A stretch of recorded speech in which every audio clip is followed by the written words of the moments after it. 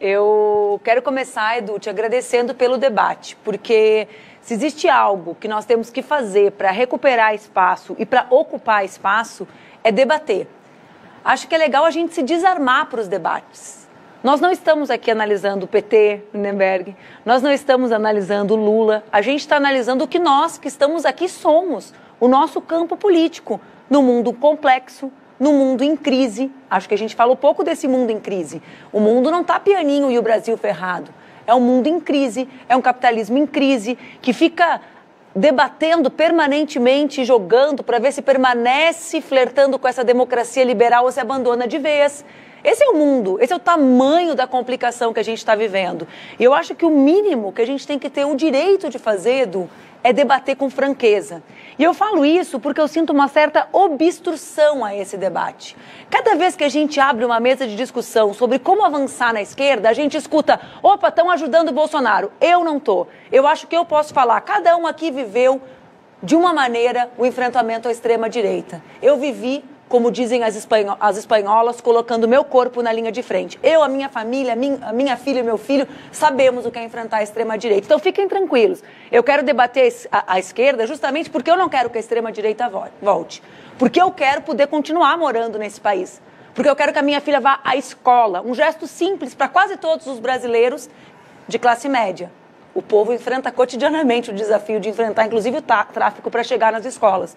Mas eu quero que a minha filha possa entrar na escola com tranquilidade.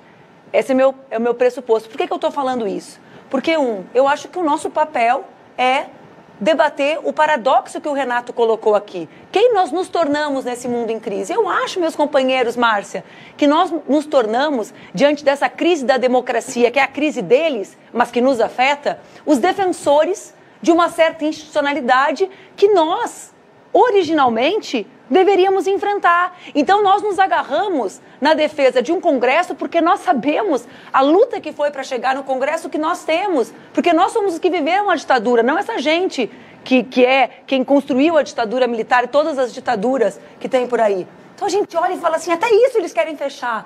Mas aí a gente se mistura e começa a defender aquilo que não serve para o povo. E éramos nós que denunciávamos isso. Olha, tinha um deputado de esquerda, quando eu fui deputada, longos anos da minha vida, que dizia assim, vai votar? Aí eu dizia, vai fulano. Ele, alguém do povo vai perder. Nós éramos o que sabíamos a correlação de força dali. Foi Lula que disse, são 300 picaretas com anel de doutor. Vê? Então, há uma mescla entre a defesa da democracia, é um paradoxo, não é simples, eu não estou dizendo que é uma barbada, que é comer pão com leite condensado, resolver isso aí, galera. Mas assim, é um problema.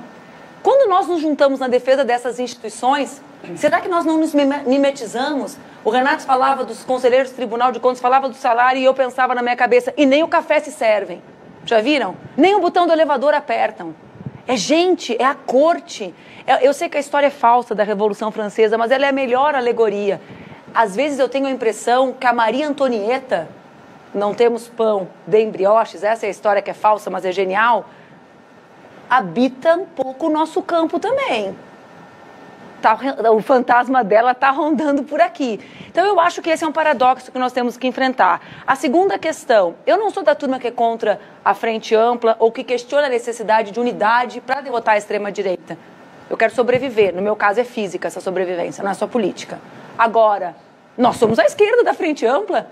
Qual é o papel da esquerda? Tinha um camarada antigo, século passado, qual é o papel da esquerda na frente ampla? Se não tem esquerda na frente ampla, a frente não é ampla. A frente é de centro-direita. Então, é um governo de disputa? É essa característica? Eu caracterizo assim, Lindenberg, a mesma caracterização que eu fiz lá nos anos iniciais desses governos. Mas para ele estar em disputa, ele tem que ser o quê, pessoal? Disputado. Se nós não nos organizamos e acumulamos socialmente para disputá-lo, não há disputa.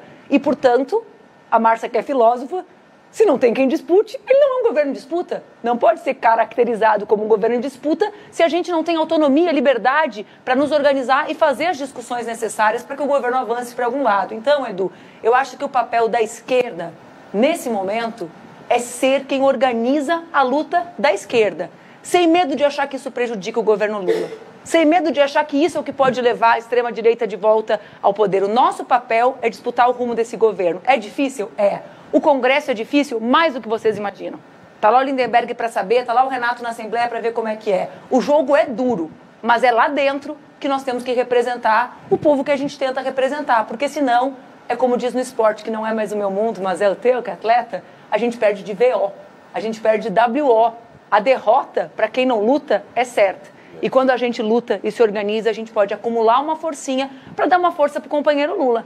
Porque se não tem povo, nosso povo na rua, o deles tem. Se não tem esquerda na ofensiva, a direita tá. Se não tem a gente defendendo as nossas bandeiras, no PL 1904, criança grávida de estuprador, tinha gente que achava que as mulheres não tinham que ir pra rua, que isso era identitário e atrapalhar o governo. Criança grávida de estuprador. Esse é o grau. Ali nós fizemos uma aliança ampla com o centro democrático, com o centro republicano, com quem defende a vida, com quem defende a dignidade. Fizemos o quê? Derrotamos o obscurantismo. Por quê? Porque tivemos coragem de ir para a rua, nos organizar e lutar. Muito obrigada, Edu. Foi maravilhoso ouvir meus companheiros.